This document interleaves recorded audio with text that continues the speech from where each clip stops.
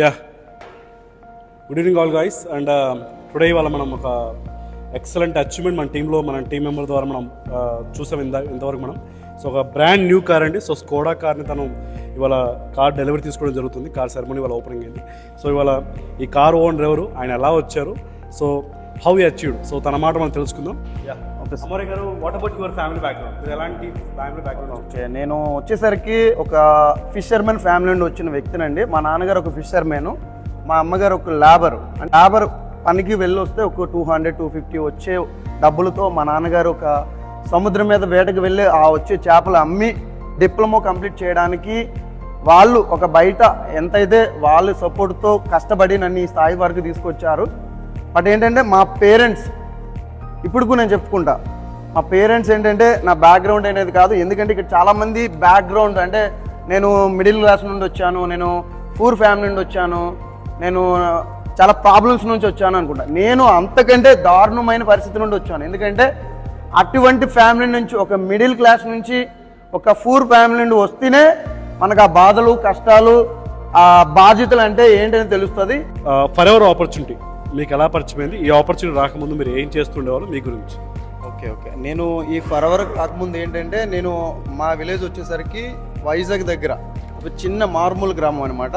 నేను ఒక మారుమూల గ్రామం నుండి వచ్చాను. నేను ఫరవరకు రాకముందు ఏంటంటే, నేను డిప్లొమా కంప్లీట్ చేసుకున్న తర్వాత డిప్లొమా కంప్లీట్ అయిన తర్వాత నేను ఒక 4-5 ఇయర్స్ బయట ఒక 10,000-15,000 వర్క్ చేశాను.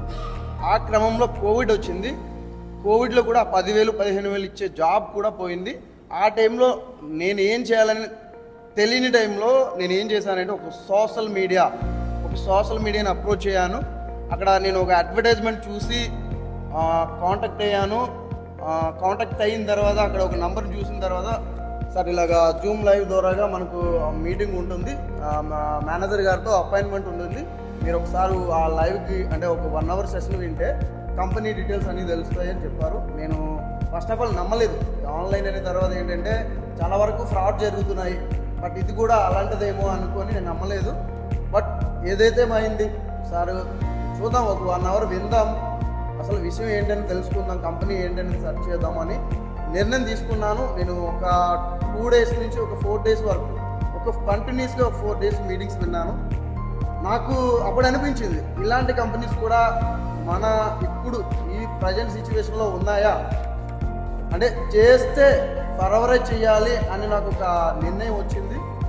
బట్ నేను చాయిస్ తీసుకున్నాను. కాకపోతే ఏంటంటే, నేను ఒక 2cc టర్న్ ఓవర్ చేయడానికి నేను ఏంటంటే మా ఫ్యామిలీ పరంగా అంటే మా పేరెంట్స్ పరంగా నా పరంగా చాలా పూర్ ఫ్యామిలీ అన్నమాట. 2cc టర్న్ అవుట్ చేయడానికి నేను చాలా వెనకాడాను. నిర్ణయాలు తీసుకోవడానికి కూడా మా పేరెంట్స్ని అడిగాను. బట్ ఏంటంటే ఆ టైంలో ఇలాంటివి ఏమి నమ్మొద్దు, ఇవన్నీ ఆన్లైన్ అనేది ఫ్రాడు, ఇటువంటివి నమ్మితే మనం మోసపోతాము అన్నారు. బట్ నేను ఒక నిర్ణయం తీసుకున్నాను. ఎందుకంటే జీవితం నాది, లైఫ్ నాది. ఎందుకంటే నేను బలంగా నమ్మి ఈ ఫర్వర్ లివింగ్ కంపెనీలో 2cc టర్న్ ఓవర్ ఏదైతే ఉందో ఒక వచ్చిన 1 or 2 డేస్లో కంప్లీట్ చేసుకొని నేను టీం వర్క్లోకి మొదలుపెట్టాను. వచ్చిన 1 ఇయర్లోనే మేనేజర్ అయ్యాను. వచ్చిన 1 year 2 monthsలో సీనియర్ మేనేజర్ అయ్యాను.